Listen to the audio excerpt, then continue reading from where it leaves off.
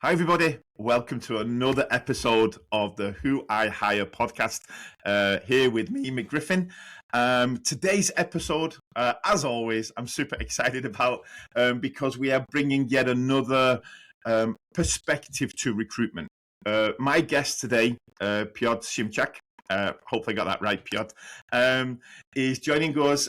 Piotr's role right now is partner and shareholder at People Link Poland, which is a recruitment agency that connects talent across Poland, Lithuania, Latvia, Estonia, and is increasingly connecting the Baltics with the USA, which sounds super awesome.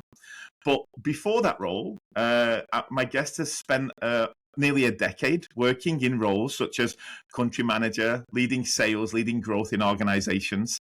And I'm excited about this because Piotr, you spend time in that, not only hiring directly as a hiring manager, but also in that space between candidates and recruitments, which is a space that I still think on the market has a lot of confusion.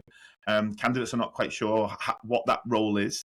So today we get to dig into that. So first of all, Piotr, thank you so much for joining me, and tell me if I missed anything in that brief introduction. Thank you, Mick. No, everything is super clear. Maybe this US part is still not there as we wish to be, but everything besides that, it is. So thank you for having me on your podcast. I really appreciate very much. So yeah. No, perfect. Yeah, we will definitely come back to that interconnection thing, because a big part for candidates or anyone that's watching the episode today, we are going to be definitely digging into perspectives of how things look in the Polish market versus other markets, how we see some differences, and I think that's super valuable as we still in a lovely world with remote work, people relocating, companies from the US hiring all over different parts of the world as well. So yeah. I think we're going to get a great perspective. And maybe, let's start. Can you tell me a little bit about the current role that you're in, and maybe the specialities that you've been working in? Like give me a brief intro into the company.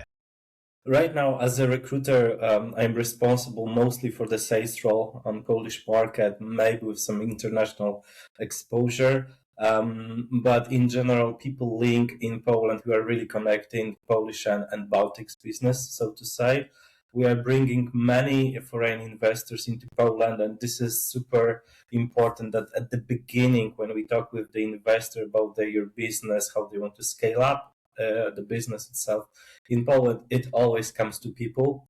And that's why we are really looking for not the short-term perspective, what they really want to achieve here, but the long-term perspective, why they are coming here to Poland, what they are looking for.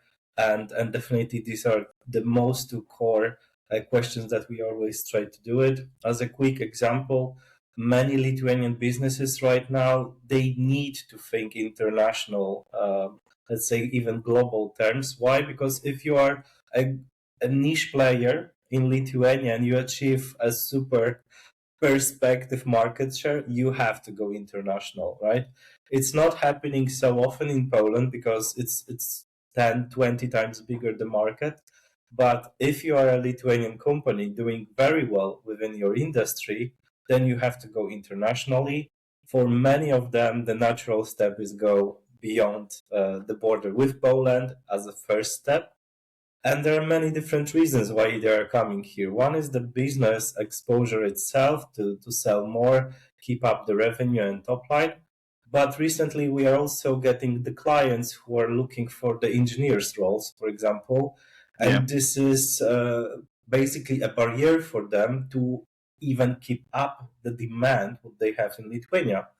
And the very simple reason is why, because they run out of the engineers in that particular role in the industry, right? So many different reasons. I think it's super interesting. I mean, again, even from the business perspective, I've heard this again, and I spent a little bit of time in Lithuania, where again, it's such an interesting perspective that the market, it being number one in Lithuania, is probably not enough for some businesses and their aspirations. So they start day one thinking internationally, thinking with expansion.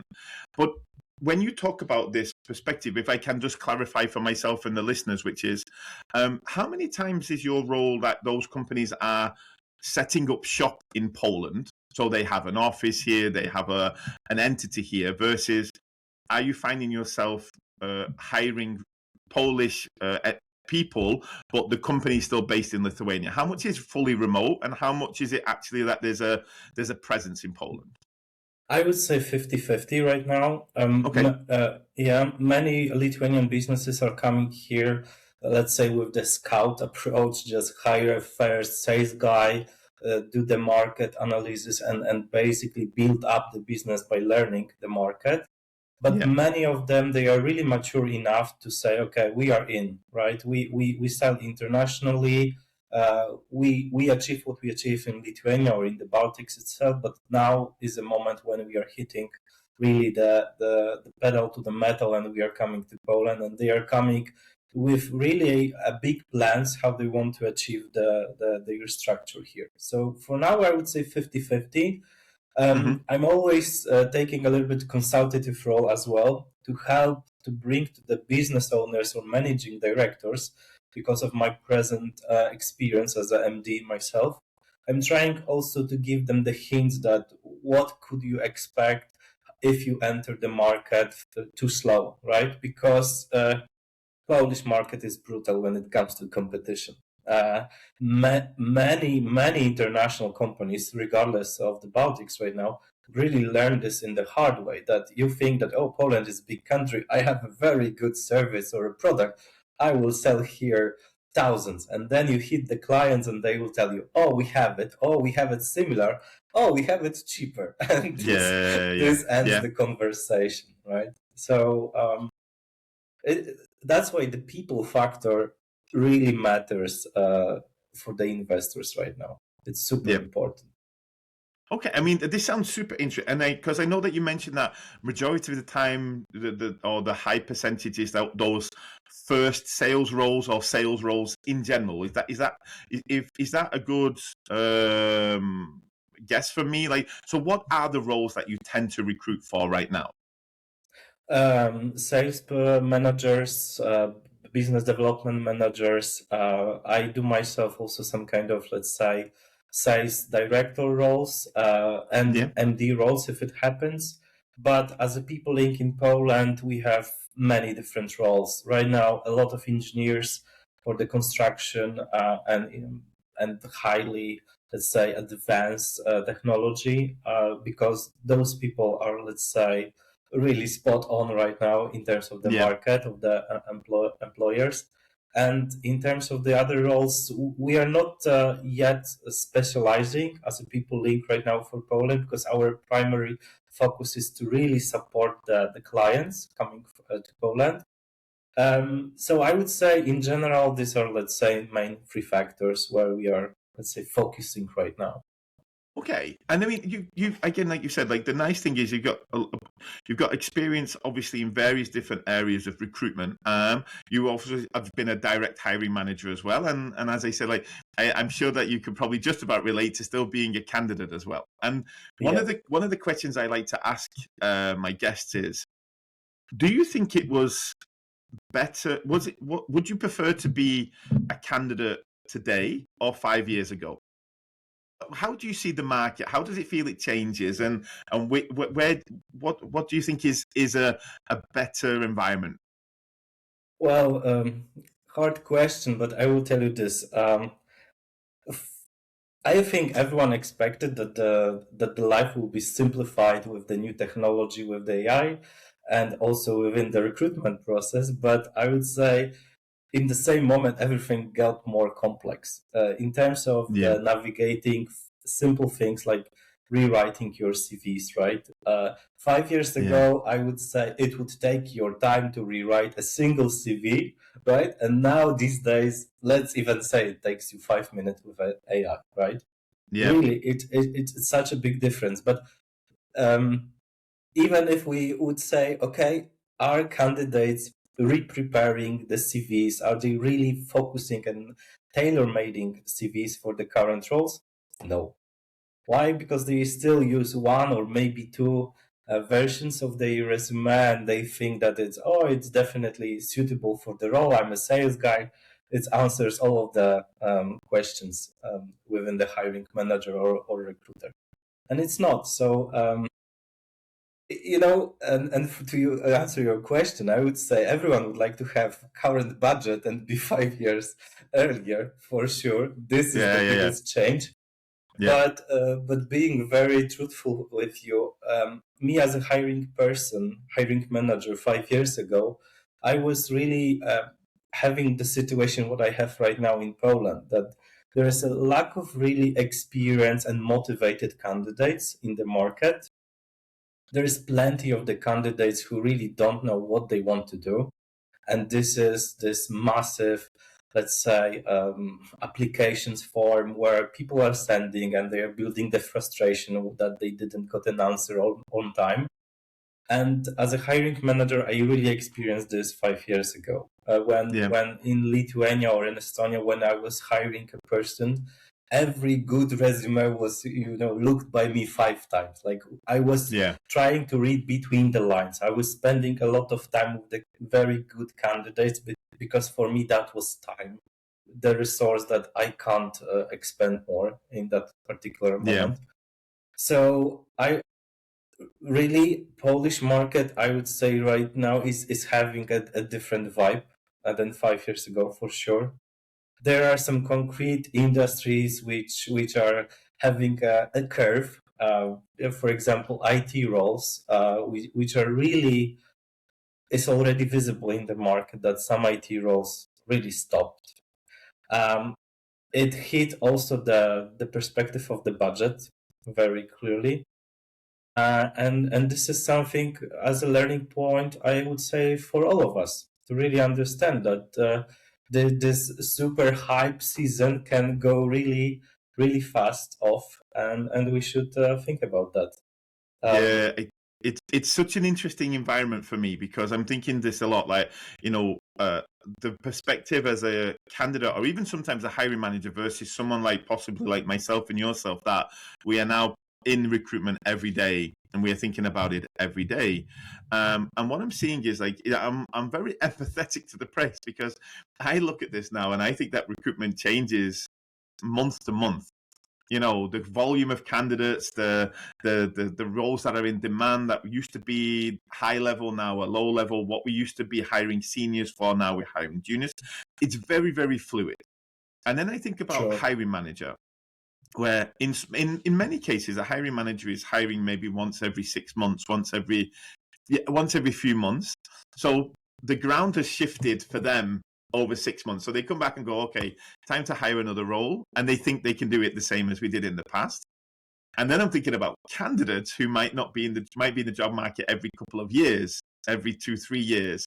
So their expectations are really, really different and misplaced versus how much it's changing. And again, I see this in IT as well, where I think some people are going into the market expecting to be highly in demand and then realizing, oh no, I'm not now. It's changed. And I mean, are you seeing the same things? Like, what's your perspective?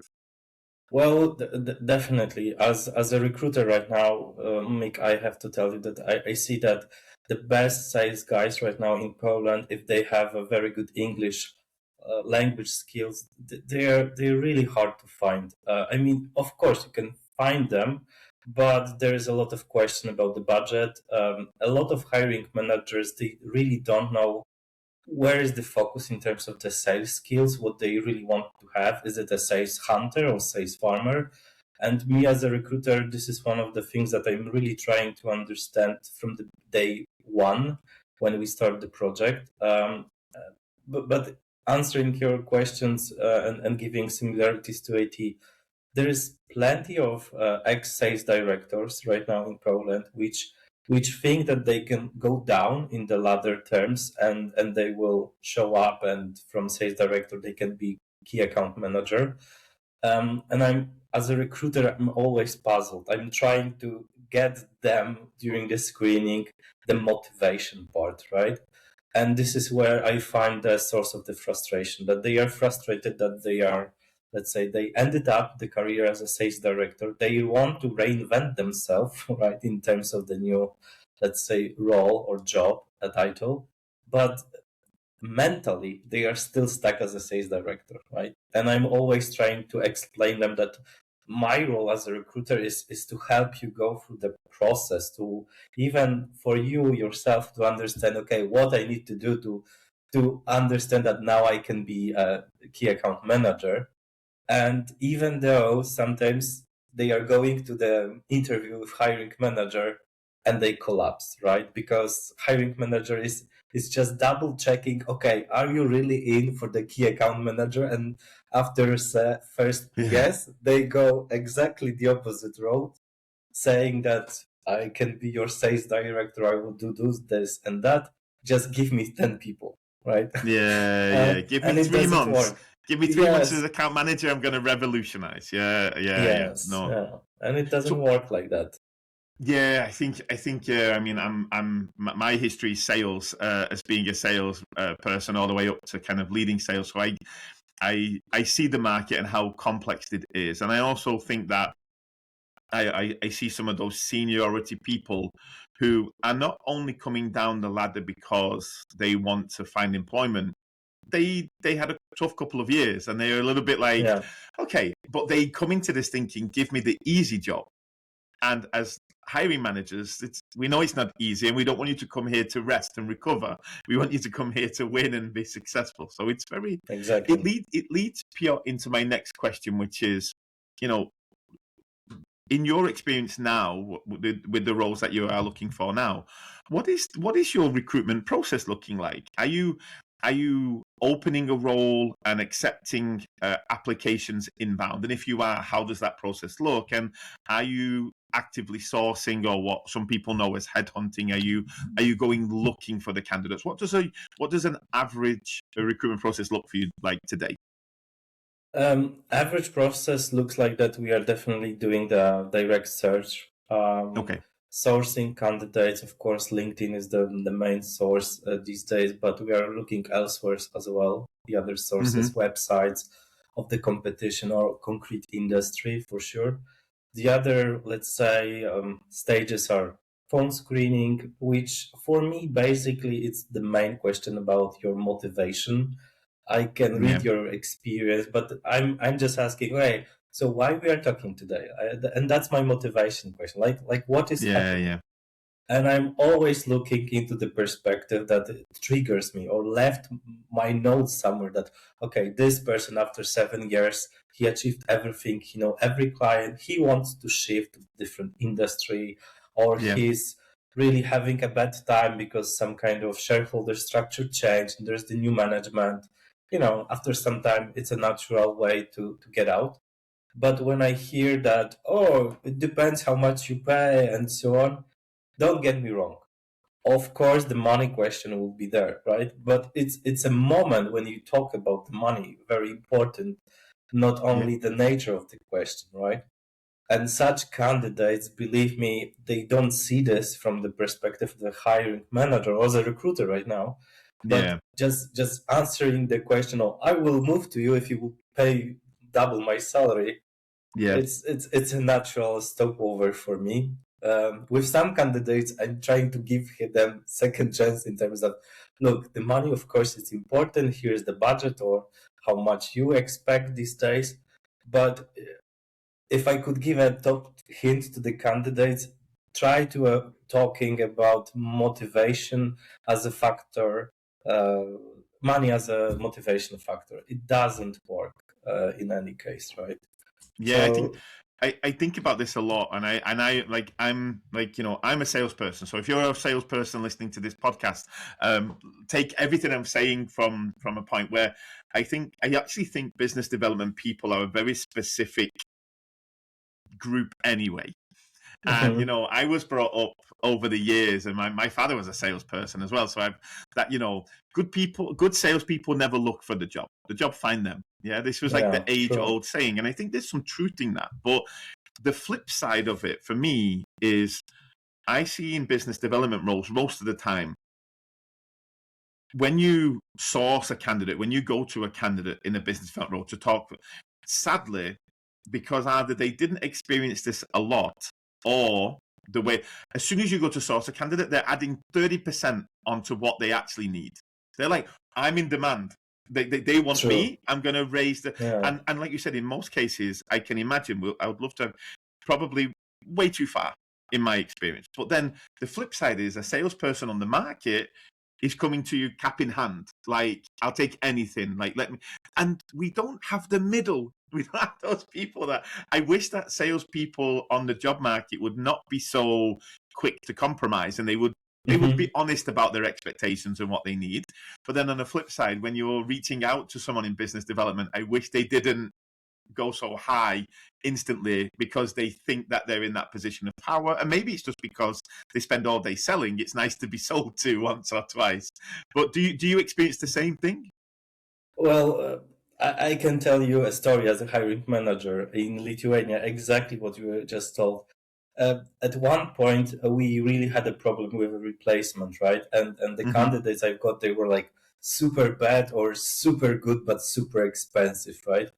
And I had no other choice but just to focus on average candidates that, on one hand, could get me somewhere if I develop them. On the other, there was flip side that, okay, it can go wrong fast, but let's try it. And I have a story that after one interview with Lithuanian guy who was good, average, nothing super good, nothing super bad. We hired him, and I didn't know as a fact that a fatherhood leave in Lithuania is exactly the moment when the baby is born, right? And when we had this interview, the guy told me that my wife is pregnant right now. I'm out of the job, so she'll give birth, I don't know, in a few weeks. I said, fine by me. I don't happy that he'll become a father, but good. So the baby was born, and I got a call from the manager saying that, look, so his fatherhood started right now. He has been into the office only 2 weeks. So now the whole onboarding period is on hold. I said, look, fine, what to do? That's life. Okay, just please tell him to get some materials and get acquainted with the product. And he came back after 1 month, so motivated, well prepared, And after really immediately, he hit the sales funnel so well that his results were, booming every month. And one of the occasions when I had to talk with him, I was like, look, you were performing very well. I'm super happy about how it went and so on.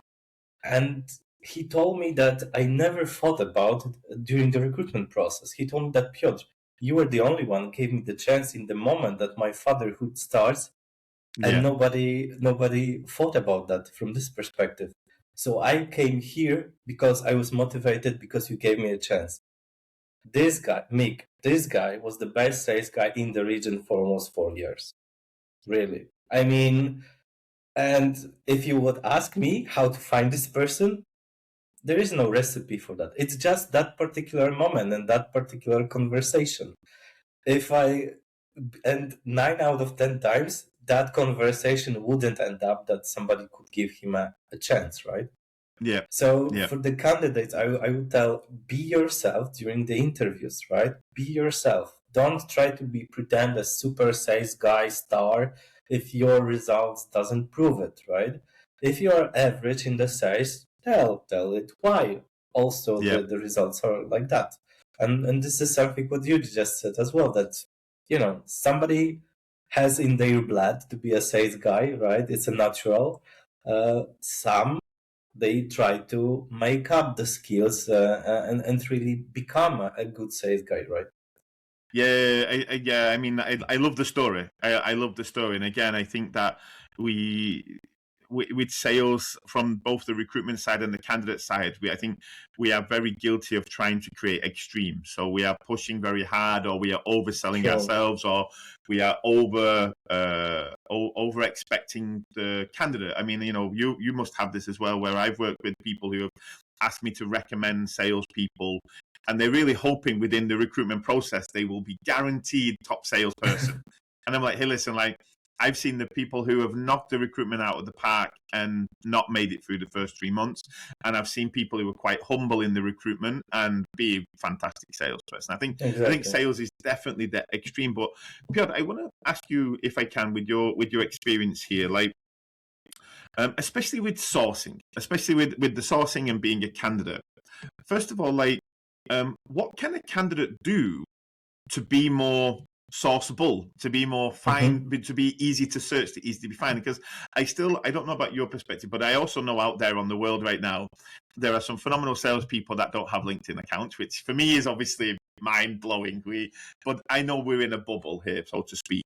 But what should a salesperson be doing, not to be on the job market, but to be more findable by someone like yourself? I would say, LinkedIn profile is a must, basically. If you're not, sorry to say it, I don't know the other link source than LinkedIn, which is such a major platform that anyone can find anyone almost, right? Really. And even these days, AI can help you to navigate how to search people there. But to answer your question, I think don't over push it yourself with the LinkedIn profile. Keep it simple, keep it natural. If you're working with one company for the many different years and you change the roles, put it there, right? Don't make it too big in terms of the description, and don't please write KPIs and the achievements, how much you sold somebody, because it's just a show off, right? And on the other hand, it also shows that you want to be fine. So this is the balance, and I'm not sorry to interrupt you, but this is the balance. I mean, you see it, we've all seen it. You suddenly see somebody come in, pump up their LinkedIn, and you're like, they're looking for a job. Like, it's so hard to do it naturally, right? It's so hard to do it in a natural way. But I think we should all be doing this in all jobs, to be honest. I think there's a really nice balance of making yourself visible without making yourself feel like this big change, and not also compromising your existing position, right? You might be a passive job seeker, I think is also the element here. But even with LinkedIn, there is this open to work, right? And people, they have a tendency to really don't think about that. They are just saying, I will look around. I will put that I'm open to work. And even then, if you start the screening call with them, the question, okay, so why we are talking, right? Where is your motivation? Why you want to change? They don't have any clue why they did it, because it was impulsive change, because my boss had a hard day on me. So I said, okay, now I will try to find a better work, right? So if you really want to change because any of the reasons, right, and you just click on this open to work, be prepared that if somebody reached to you on LinkedIn, especially recruiters, headhunters, even direct companies with talent acquisition teams, be ready, be there, and stay communicative, right? If you're putting open to work, right, and then you are really complaining that you've got 10 messages from different agencies, then come on. I mean, you just said that you are open to work. People will come to you with the question, or with even the job descriptions where they're looking for a client. So I would say be prepared for the next stage, for the next step, if you click that you're open to work. This leads into my next kind of phase here, which is super interesting for me, because I'd like to ask you, because again, I'm not accessing your skill set very often, your experience in my work even, but it's like, from your perspective, what's the best way when you go out to reach a source, a candidate? What's your advice to candidates at this time? Because let me give a little bit of perspective here. I'm thinking to myself that you probably get all the range of reactions to when you source people. Some people are ignoring you. Some people are saying, leave me alone. Some people are saying, yes, I'm interested, give me lots of money. But I'm also wondering, how many times does it happen when somebody says no to you, like today, but it does it in the right way, and then 3, 4, 6, 10, 12 months down the line, you're having another conversation because they changed their perspective, or you came back with a second offer? How many people are burning bridges with you at the point when you do sourcing, and how do people do it in a really good way that builds good relationship with you? I think right now it's changing. People really understood that they can't just they just can't crash the conversation, right? Sometimes they really don't think into the perspective, okay, it's a screening call. Can I postpone it? If I can say that, look, I don't have time right now because I'm doing shopping, but please call me in 1 hour, I will do that, right? And I will not have 1 hour conversation with you. I really just want to have like 5-7 minutes with you about three major factors like motivations, skills, and maybe how fast you're available if it's not really visible within the profile on LinkedIn or a CV. And within that conversation, right, stay focused, right? Because if you will hear that the job or the role description doesn't suit you, give it a chance to think about it. Don't say no immediately. Say that, look, sounds interesting, but I'm not selling, I don't know, services. I'm selling ready products to be shipped, right? It's not my area of expertise. I would need to sleep on it, right? Fair answer. Like you are saying that you need to think about it, which shows me that you are mature of having this conversation and navigating through the next steps. And if you are really having a bad moment, right, say like, look, I can't talk with you. I'm on my vacation with my kid. Like, I want to be in that conversation with you. Can we talk another time? This also proves me that even if I called you in the wrong moment, you want to have this conversation. The something which always burns me is that people are really navigating through, okay, they don't understand the difference between it's a selection question than the selection offer, whatever, right? They think that, oh, you select me, so I'm so good, I'm so important that you want to talk with me. No, the ugly truth is that LinkedIn is flooded with people. I recently even read some statistics about how many millions of Poles are on LinkedIn these days, right? Millions. So think about this perspective. And again, like I told you earlier, be prepared. If you hit this button, open to work, if you send a resume to some job advertisement, just be prepared for that conversation with anyone who could call you.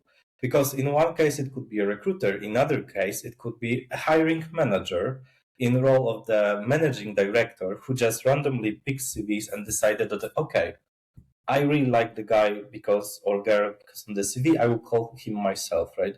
So you never know with whom you're talking with, right? So sell yourself in this sense. It's a really good point because I'm thinking about this even when I'm thinking about myself as a candidate. When people would try to source me, in my mindset, I was like, okay, so this decision is 70% done for them. They just want to find out if I'm available and if I want to take the role. But probably now, it's probably when you're sourcing someone, 10% of what you need to know, and the journey's ahead. Like, what's your perspective when you're sourcing a candidate? How much of them do you already feel you know, and how much of the journey is still ahead of them? I'm always curious about the energy, about the first contact, first reaction, how they approach me, how they answer to me. I'm representing these days as a recruiter. I'm representing client. For the client, I'm always trying to be their ambassador. So I'm selling the role to the candidate. Basically, I would say 90% of the cases, I'm selling the role in terms that, oh, this is a very nice perspective. I think you could fit to that. Think about it, right? So energy is the aspect that I'm looking for in the conversation. Some LinkedIn profiles are so outdated. It's super curious for me that you got the CV, then you go to the LinkedIn profile, right? And you hit the first barrier that it's really hard to find this person because of the common surname and name, for example. But even if you find those people there, the profile on LinkedIn shows even 1/3 only what CV has in it, right?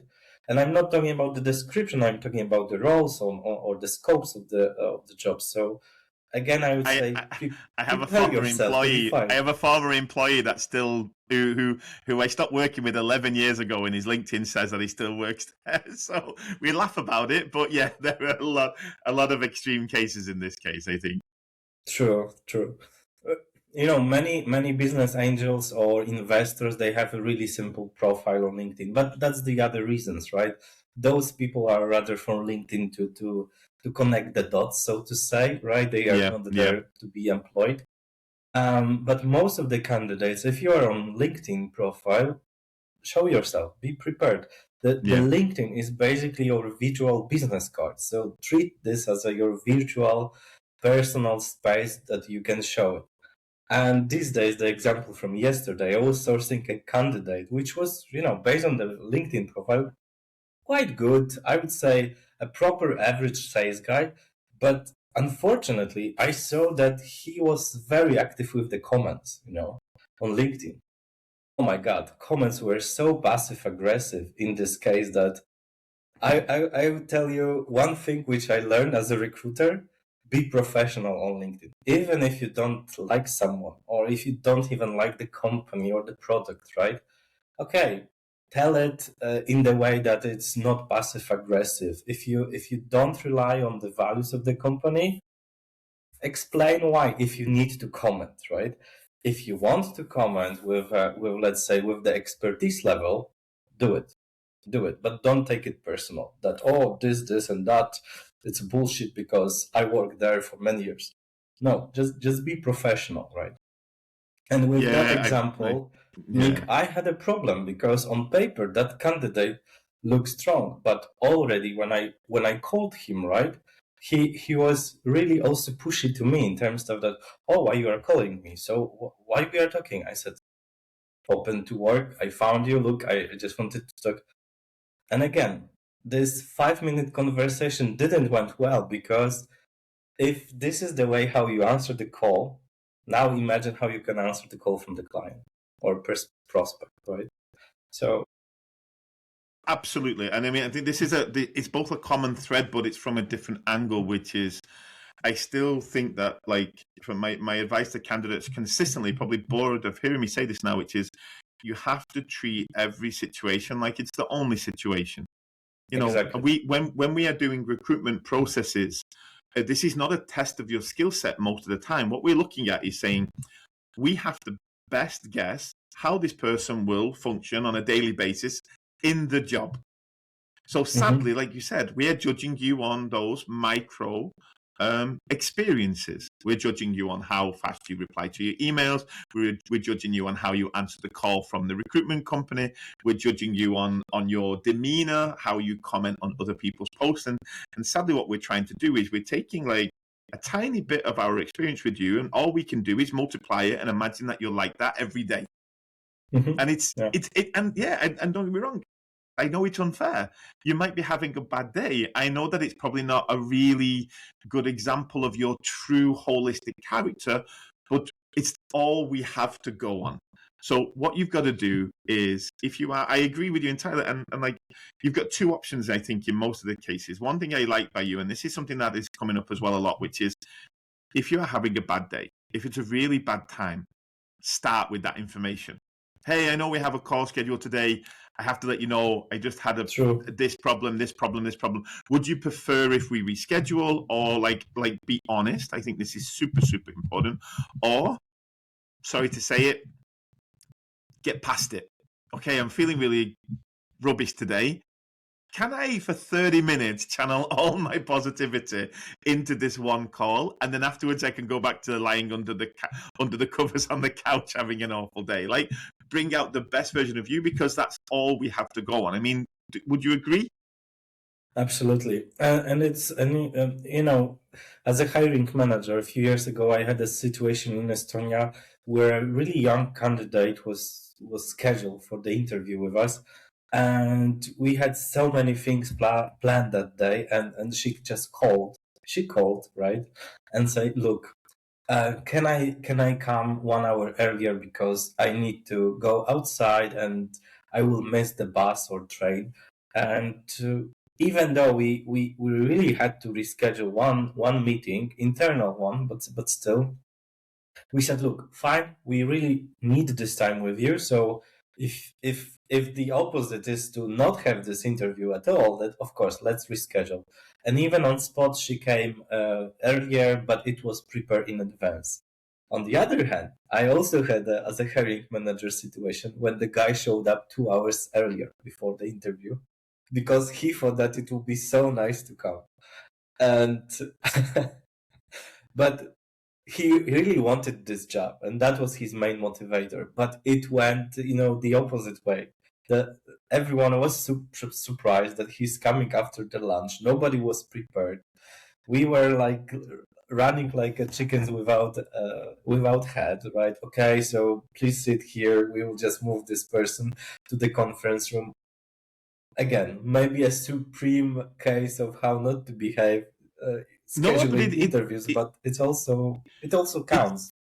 It's literally why I started the podcast. I mean, I love this because, like, again, yes, there will be some people out there that will see that, and I think a minority, but will go, wow, what dedication. Like, the person came so much earlier. But in general, for most of us, this is an inconvenience, and possibly even we're gonna read into this that you're not able to follow instruction, and that it's a shame. But I'm the same thing. I'm exactly the same thing. I talk about this with my team yesterday, ironically, that we don't have in Trafford, we don't have a reception area. So if a candidate turns up too early, it's super painful. It's literally super painful. I have nowhere to put them. The rooms are normally taken in meetings and client calls and so on. So there is but again, what I try to do with that is, over time, I've tried to give that information in advance, where I'm like, hey, listen, the interview's here, please don't be before this amount of time. Like, I'm trying to keep giving that information up front. But you're bringing me back a long time ago to when I was a candidate, when I was probably like 20 years old. And I remember being in an interview, and the entire interview, I was stressed because I knew that my parking meter was running out. Okay. And I perceived that the interview would take 45 minutes. I was quite poor. I didn't have enough money to let's just pay for 3 hours just in case. And I ruined the interview because I wasn't focused. I was thinking about paying the same way that probably the interview you had where they asked, could we start earlier? If you'd have started on time, half of their brain would have been worrying about the train, the bus, etc. Exactly. So and candidates, we don't want that. We don't want you to be stressed. I genuinely don't know anyone that purposefully stresses a candidate. I know it probably happened in the past, some old school approaches, but in general, we prefer when you're calm and we are getting a real version of you. Mm-hmm. And Piotr, I want to, because I like, as we look at the moment, what I want to do is I like asking questions that we can give candidates some true real life examples.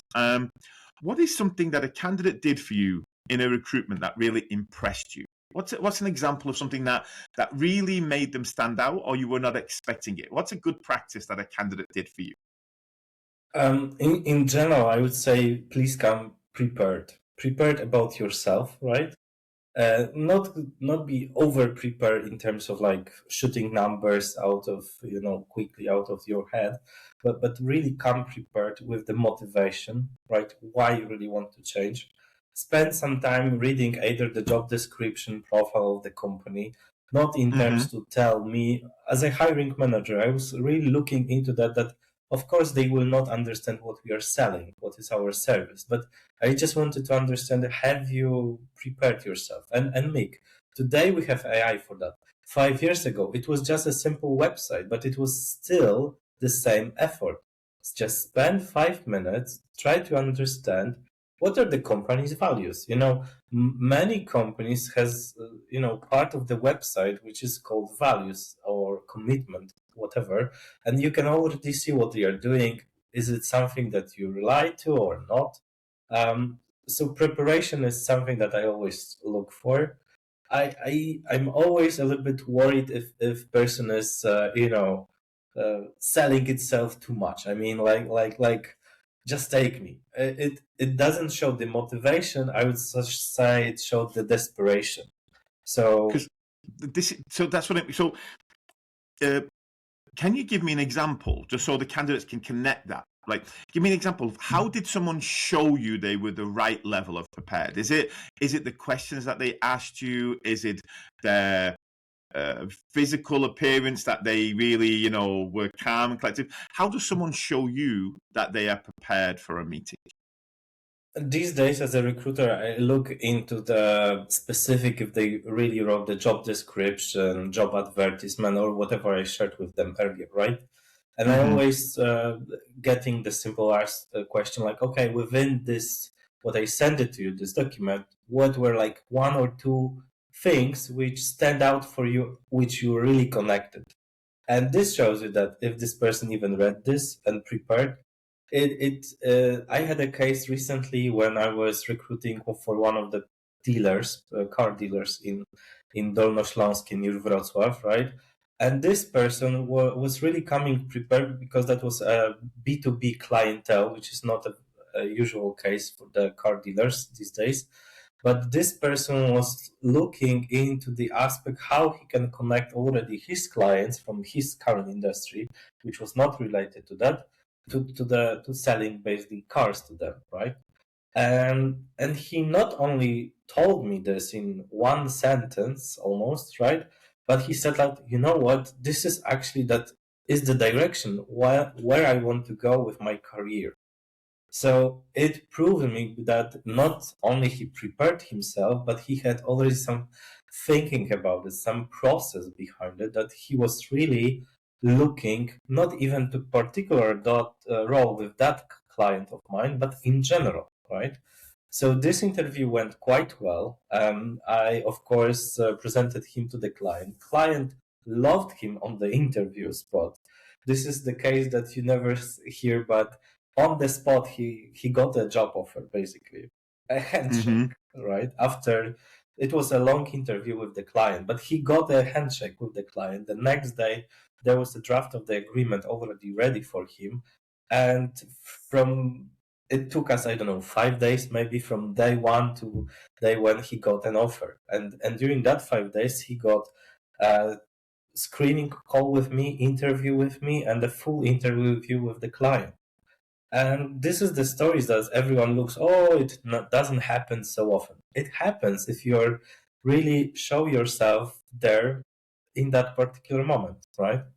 And in this case, I have to also tell you something that maybe it's important for our listeners, that, hiring managers, employers, right? They also have to come prepared.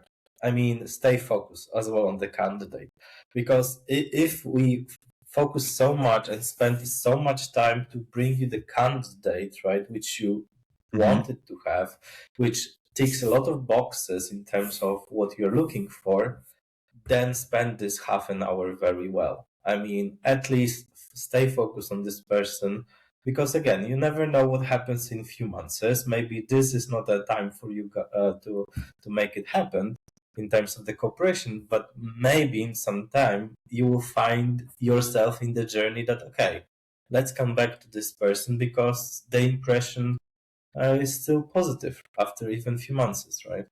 Yeah, I mean, I love it. I mean, and again, I think that, like you said, what I like about this and the message to the candidates is, you open a door for a candidate to show them that they are prepared. You don't have to bring it out of thin air. You will often get questions in recruitment, which is, why did you apply for the role? What from the documentation stood out? And what we are looking for, we're not really probably looking for you to show off. We're just saying, show us that we're in the right room together right now. Show us that we are both slightly invested into this topic. But the flip side of that, Piotr, and I love that story, which is from your perspective, but also maybe from your clients' perspectives, do you get those stories of what a candidate did wrong? Do you get those things that, I didn't move forward with your candidate because of some kind of specific elements? What are candidates doing today? Maybe even they're unaware that they are doing it, that is losing them opportunities. Again, from the different angle, but clients very often refer to the situation that they felt that there was no chemistry within the conversation. Of course, for the candidates, for hiring managers, it's easy to say, oh, there was no chemistry, right? And for me as a recruiter, now I have to understand what was really about. But I have to tell you that these are the small things that really, if you connect with someone, show the energy. If the energy matches, even though the business experience doesn't match, at least you had a really good conversation with someone, right? If candidates understand their motivation and why they want to really change it, we are halfway there, right?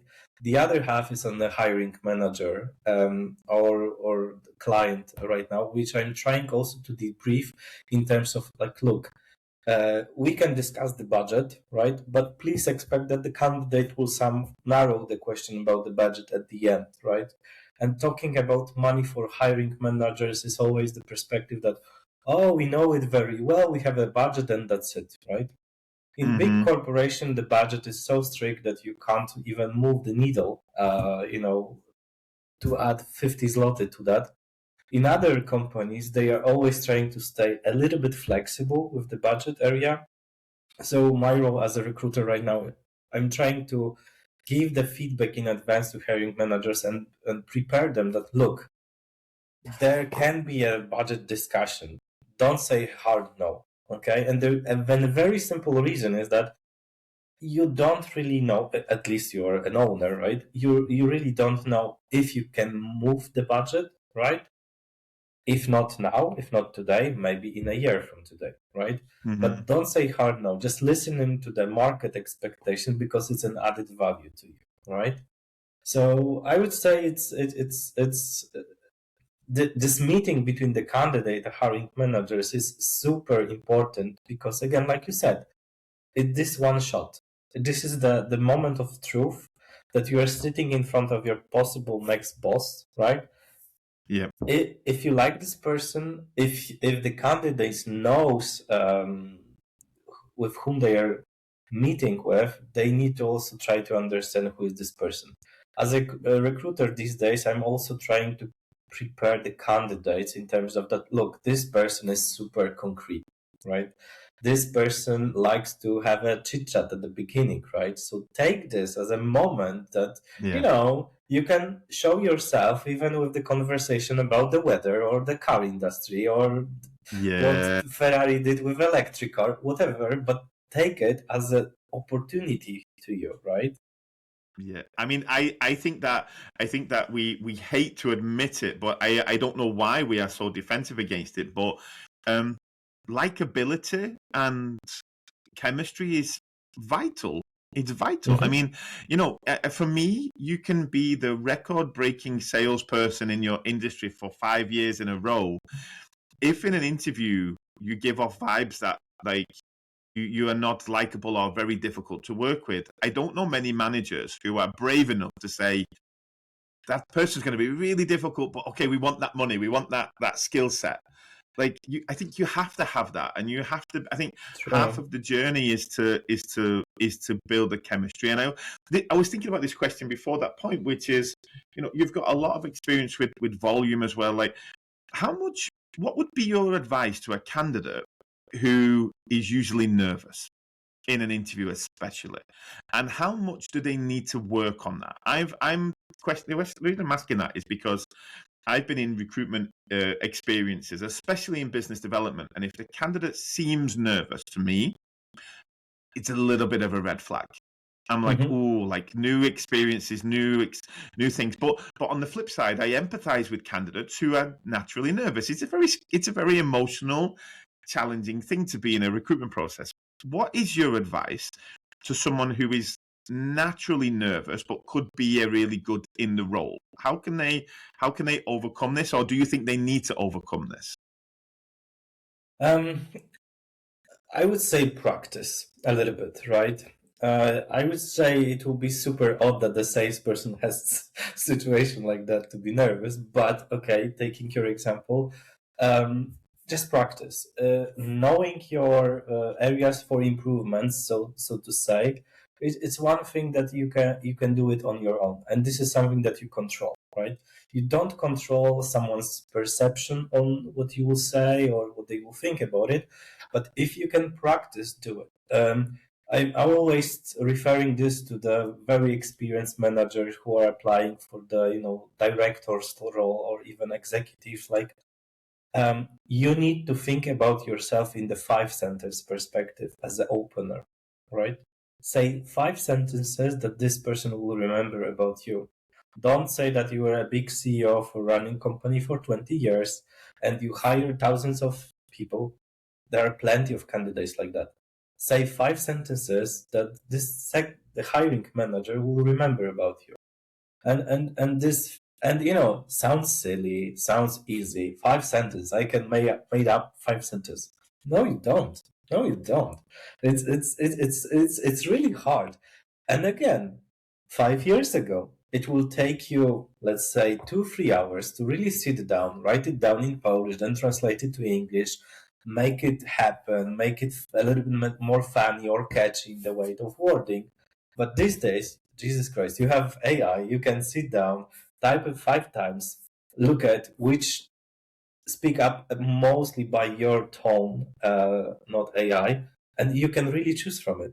But still, people think and have this tendency that I will do it. And unfortunately, 80% of the candidates, they have it in their head, these 5 sentences. And when they're reaching sentence number 3, something stops and it goes wrong, you know? And we start to waffle. Yeah, we start to pad. Yeah, We start exactly. to. Yeah, I love that's this. it. I love this. I think this is great. I hope that's in your 3 tips at the end of the episode. But my last question, Piotr, before we go to like a recap and a summary for candidates, and we talked about this before in the episode. What is your advice to an overqualified candidate today? If you are moving down the ladder or you are looking to have a broader perspective and you are overqualified on paper, but you want to be considered, what can you be doing right now to make sure that you are having those opportunities? It's a very complex question. Everyone has their own answer to that and situation. I would say overqualification, it's really matters within the concrete industry, right? And me as a candidate, I had a situation 2 years ago that I was in the process with the same industry that I was working with, let's say, a role that I would go down a little bit, but a bigger company, same industry. But what I realized that I was not prepared for the interview in terms of my motivation, right? Mm-hmm, I was mm-hmm. actually demotivated, but not by my employer, my people, whatever, but I was really running on low batteries because of the industry itself, right? And when I had the conversation with the hiring manager from the competitor, right, I was really bad at that interview because in my head I was not prepared. My motivation was not about the things that I really wanted to change, right? So Mm-hmm. I was not there. So in terms of the overqualified candidates, I would say think about your perspective, what you really want to do.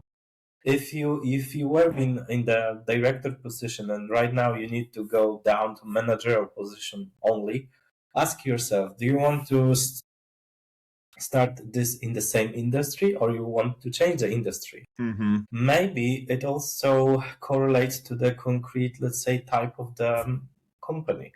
For example, the whole environment of the startups in Poland right now is booming. They're looking for experienced people, right? Of course, maybe they will not pay the same money at the beginning, but there's plenty of things that you could do and remotivate yourself with starting such career, or be humble about your experience and ask yourself, okay, what could you do instead of this, right? Maybe you really wanted to sell a gear fishing and you never had time for Yeah, that. yeah, yeah. Just try it. Just really try it. And I would say this is especially with the male candidates with the high role positions. I don't want to sound bad about that. But the expectations for them, they think about themselves that the pressure is still on always in terms of the professional life, and they have a problem when they are burnout. And this is a very individual thing what they can do to reinvent themselves. So yeah. Yeah, I mean, I agree. I love this advice, and I think, I think that what I've seen is that where it goes wrong is their kind of storytelling battery is on zero. And what I found is, like, if I have an overqualified candidate, especially like you said, I think one of the risks of being overqualified in the same industry is double, because Yes. you've told that story 1,000 times why you were good at it, why you lived it. So when you come to that interview and you're overqualified, you're not showing it that you are curious enough and that you have this ability to learn it all over again. And the answer is, oh, of course I know how to do that. Like, I've done it before. It's going to be fine. It's not a good answer. Yeah, you're going to you have to reset yourself and say, okay, I have to tell this story again. I have to show that I'm willing to do this again. And I think that's the challenge. They think that we are impressed by this history of doing it. And yes, that's a plus. But I'm really worried that you're not willing to look at it for the first time all over again, I think. So I think it's hard. I think it's something that I'm seeing in the tech space and in the startup space, in the technology space as a whole right now. There is this overqualified candidates on the market, but I think they have the biggest work to do, honestly, for prepping for those recruitments. Because, like you said, I mean, they're coming in sometimes already with the hiring manager having the doubt. It's not neutral. They're looking at this candidate going, this probably isn't going to work out, but let's see. So you've got more work to do in some cases as an overqualified candidate, but it's possible. Absolutely. You've just got to think about it. Piotr, Absolutely. Amazing episode. I finish every episode with the same question, which is, what are 3 tips you would give to a candidate to have a better chance of being hired by you? What are 3 things a candidate can do to be a better candidate for you as Piotr? What are the 3 tips you have for somebody? First one, of course, is very obvious based on this conversation. Be prepared, okay? Really be prepared about yourself, about your motivation, about why you are applying. Second thing, be reachable. I mean, the communication these days, you have many communication channels, but you need to be consistent. If you're putting open to work on LinkedIn, if we are starting messaging, be there, right? Don't ghost me. If you ghost me, it's not for me. It's in your way. You're making yourself really unreachable. And third thing, this is one of my tips that I'm trying always to say to all of the candidates: ask yourself a why question. Why in terms like, why sales? Why I choose a sales career path? Or why I prefer to work with the startup industry or startup companies instead of big corporation? Ask yourself, or vice versa. If you start asking this question, why, and 3 dots after that, you will find a natural process that will boost your motivation, will really answer your core fears, and you will understand better what you want to achieve within the recruitment process, right? And again, I would say this is one of the hardest questions, why? But if you ask yourself this question, then I truly believe that the overall process, even if it doesn't end up positively in terms of the job offer, it will help you to navigate your thinking process, where to go next. I love it, and I think it's so underestimated. I think it's so underestimated. And the easiest way I can describe this, if you're a candidate and you went for a job and got rejected and said, I didn't think I was going to get that one anyway, it means you didn't ask yourself that question beforehand. Exactly. Yeah. Like, ask yourself the question, why am I in this industry? Why am I going for this job? Why would I be a good fit for this company? And if you don't have answers to those questions, you're probably wasting your time, I would say. Exactly. And it just means that maybe it's not the right moment for you. And people sometimes they don't realize that, oh, I will apply because I have a few days off and now I have time to do it. If you think from this perspective, then you are already not in the right moment of your career or of your lifetime to really do it, right? Don't think about it that it's a process in the way of application. Yeah. Make it that you are there. Candidates, remember that there's a flip side to this. If you have good answers for those, you're probably going to get really excited, and then you're going to have really good energy when you go into those recruitment processes. It's not only about what you shouldn't not do, but when you get good answers to those whys, you're probably going to feed that energy into the hiring manager, into the recruitment team, and everyone's going to get excited. So I love those 3 tips, Piotr. I think they're super, super helpful. Thank you, Mick, for having me. It was a really great conversation. I keep my fingers crossed for the podcast itself, for more great guests coming in. So thank you again. Piotr, if people connected with what you said today, and they're like, hey, listen, like I want Piotr to consider me for one of his next future roles, where's the best place that they can find you? Should they connect with you on LinkedIn? Should they find out what openings you have? Like, where can people connect with you to learn more? LinkedIn, for sure. You can find me on LinkedIn, Piotr Szymczak profile. It's I should be visible, so to say. Yes. Yeah. So you can find me there. Just drop me a message. I'm happy, to connect. I prefer also the phone conversation sometimes if we need to deep dive with some aspects, but go for it. And really, I will be happy to connect with anyone. So just let me know. Perfect. Piotr, it doesn't surprise me. And by the way, for people who got to this part of the episode, this is one of the first times me and Piotr have ever spoke. So I'm super happy with how it went, and I think I got super lucky with the value and quality that you brought. So Piotr, thank you again for your time. Everybody, thanks so much for listening to the Who I Hire podcast. If you like the content, please click that lovely like and subscribe, and let me know if you have any advice on who should be our future guests as well. So thanks, everybody. Thanks, Piotr. Have a great rest of your week. Thank you. Bye.